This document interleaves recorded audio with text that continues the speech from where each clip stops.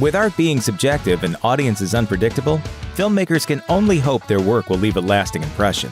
Directors may even prefer a strong negative reaction to a film over one of indifference. Every once in a while, a special film comes along, and whether you love it or hate it, it makes you think, stirs up heated conversation, and stays with you long after your viewing. From spine-tinglers to mind-benders, here are some films you should definitely check out at least once in your life. Some small spoilers ahead. Zodiac. It's human nature to want to solve complicated puzzles and crack unsolved mysteries. But sometimes there are questions that just can't be answered. Like, who ended 5 people's lives in Northern California during the late 60s and early 70s? He called himself Zodiac, and nobody ever discovered his true identity, although that wasn't for lack of trying. The case inspired quite a few sleuths, and while most walked away defeated, a few would never give up until they looked the killer right in the eye. That's where David Fincher's Zodiac comes in. It's a study of obsession, on what happens to a person when curiosity keeps gnawing away at his mind. You got 4 crime scenes, not a single usable print. You can't think of this case in normal police terms. The movie follows a trio of heroes, a detective played by Mark Ruffalo, a reporter played by Robert Downey Jr., and a cartoonist played by Jake Gyllenhaal, chasing down the hooded serial killer. Zodiac is about the never-ending search and how that quest can change from dedication to obsession. Granted, if you're looking for a gore fest, you might want to pass on this film. This is a story about chasing after shadows and accepting the fact that you might never know all the answers. Looper. Time travel is a common trope in science fiction. It's used so often that it can get pretty stale, and that's why Looper is a treat for any film fan. Written and directed by Rian Johnson, Looper uses the genre's time-bending conventions to focus on how violence only begets violence, and how our actions can wreak havoc across generations. In this universe, gangsters from 2074 send their victims back to 2044, where they're disposed of by hitmen like Young Joe, played by Joseph Gordon-Levitt. It's a lucrative job, but as part of the deal, Joe will eventually have to shoot his older self to close his loop. Only old Joe, Bruce Willis, isn't going to sit around and let his younger self end his own life. This kicks off a film about a guy literally trying to find himself. You done all this already? As me? I don't want to talk about time travel, because if we start talking about it, then we're going to be here all day talking about it, making diagrams with straws. The more young Joe learns, the more he gets sucked into a twisty revenge plot. In a medium that often glorifies brute force, Looper shows that violence, even when done for understandable reasons, doesn't solve problems. It just makes them worse. Snowpiercer. If you're looking for realism, then Snowpiercer probably isn't the movie for you. Instead, Bong Joon-ho's first English language film works more like a fairy tale. One full of brilliant visuals, masterful action scenes, and a radical message about the nature of society. The story is set in a post-apocalyptic future where the world has been turned into a giant ice cube. The few survivors have taken shelter on a massive train, but life aboard this locomotive can be pretty rough for those stuck in the tail end. I belong to the front. You belong to the tail. These unlucky passengers are treated like slaves by the well-to-do folks in the front. So eventually, a group of rebels led by Curtis, played by Chris Evans, decide it's time for an uprising. As they fight their way up the train, and through some of the most wonderful sets in recent sci-fi memory, Curtis comes face to face with a harsh realization. Without getting too far into spoilers, Snowpiercer isn't just a critique of the class system. It's an examination of the very idea of revolution. Look at history, and you'll see that in most cases, idealistic rebels turn into the dictators they want to overthrow. According to Snowpiercer, that's because the system itself is beyond saving. You might disagree with Snowpiercer's interpretation of politics, but at the very least, it provides some interesting food for thought. And if for no other reason, you should check out the film for Tilda Swinton's hilarious yet horrifying performance as the world's most maniacal politician. Ex Machina. From Metropolis to Her, science fiction movies have always been interested in examining man's relationship with technology, often reflecting the worries and concerns of their time. After all, technology is constantly evolving and constantly creating new benefits and new drawbacks. Nowhere is that more evident than in Alex Garland's Ex Machina. Are you attracted to me? What? Are you attracted to me? You give me indications that you are. I do? Yes. The story centers on a young programmer named Caleb, who wins the chance to spend a few days working with Nathan, a wealthy super genius. When Caleb shows up at Nathan's secluded cabin, he quickly becomes part of a complicated test, tasked with interviewing a beautiful robot named Ava. Caleb soon develops a crush on the imprisoned Ava, while Nathan clearly enjoys his status as a creator god. As for Ava, she just wants to be free. This brilliant film grapples with the ethical and moral questions about how humans should treat artificial intelligence. And it also deals with relevant themes like the issue of surveillance. But there's something else going on in Ex Machina, as the film is a deeply disturbing study about the different ways men objectify and abuse women. By the end of the movie, you might start questioning everything you're seeing, with a few gut punches along the way that'll leave you thinking about Ex Machina for quite some time.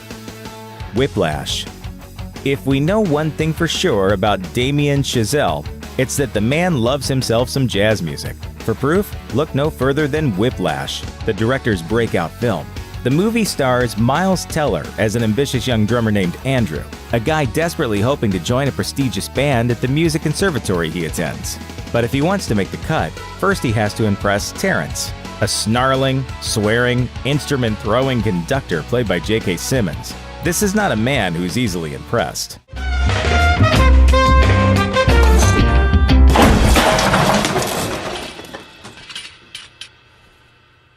Driven by his need for perfection, Andrew dedicates every waking hour to becoming the world's best jazz drummer, practicing so hard that his fingers bleed.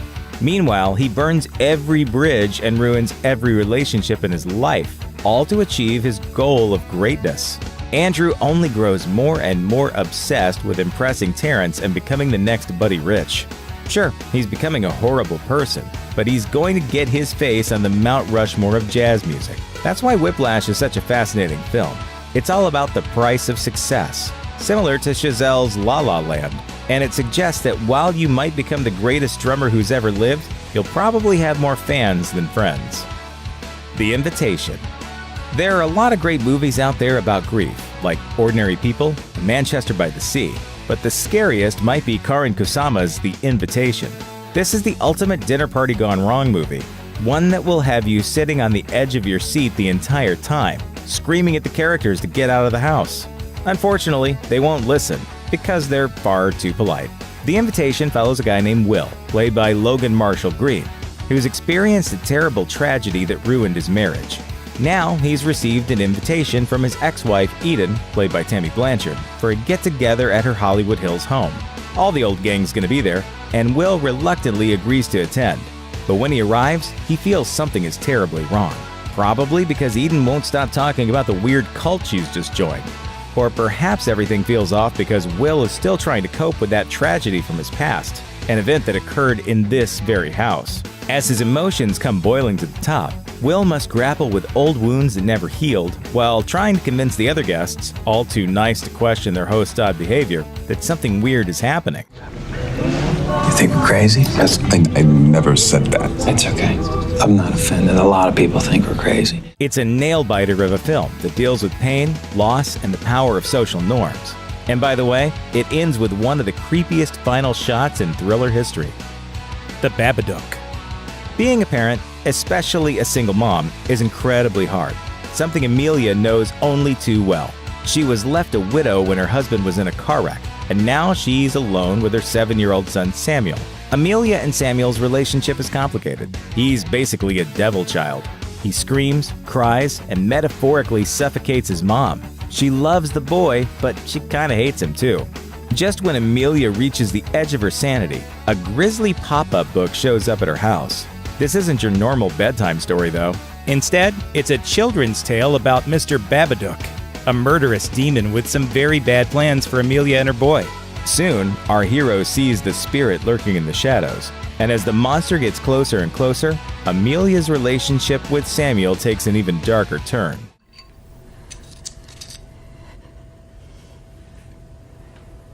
The Babadook did it, Mom! Written and directed by Jennifer Kent, this Australian film works perfectly as a first-rate fright flick. In fact, William Friedkin, director of The Exorcist, said it was the scariest movie he'd ever seen. But really, The Babadook feels more like a compassionate version of The Shining. The movie works on multiple levels, examining the depths of depression and the pain and suffering of being a parent. It's a story about battling your demons and keeping them at bay, even if you know full well that you'll never truly defeat them. Get Out. Warning: the less you know about Get Out, the better. If you want to keep completely spoiler-free, just know that writer-director Jordan Peele has crafted one of the greatest horror movies of the 2010s. One that surpassed all box office expectations and impressed nearly every critic on Earth. You should also know that Get Out is a movie about racism, but not the kind that involves rednecks, nooses, or burning crosses. Daniel Kaluuya plays Chris Washington, a black photographer dating a white woman, played by Allison Williams. She wants Chris to meet her parents, but Chris isn't sure that's a good idea. He knows a thing or two about being a black guy in a white world. Nevertheless, Chris gives in, and Mom and Dad certainly seem friendly. Many cringy compliments later, we begin to wonder if these people aren't quite as PC as they seem. And maybe that's true about more Americans than we think.